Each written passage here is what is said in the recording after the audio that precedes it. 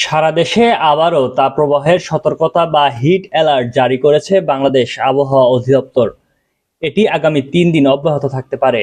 আজ বৃহস্পতিবার সকালে এই সতর্কবার্তা জারি করেছে আবহাওয়া অফিস।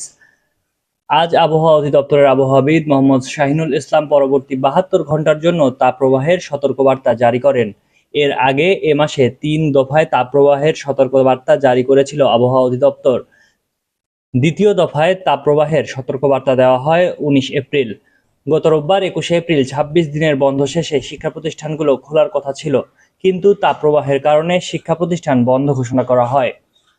আবহাওয়া অফিস জানায়, আগামী 24 ঘন্টায় সিলেট বিভাগের 2-1 জায়গায় অস্থায়ীভাবে দমকা ঝড়ো হাওয়া সহ বৃষ্টি বা বজ্রসহ বৃষ্টি হতে পারে এবং সেই সঙ্গে কোথাও কোথাও বিক্ষিপ্তভাবে শিলাবৃষ্টিও হতে পারে।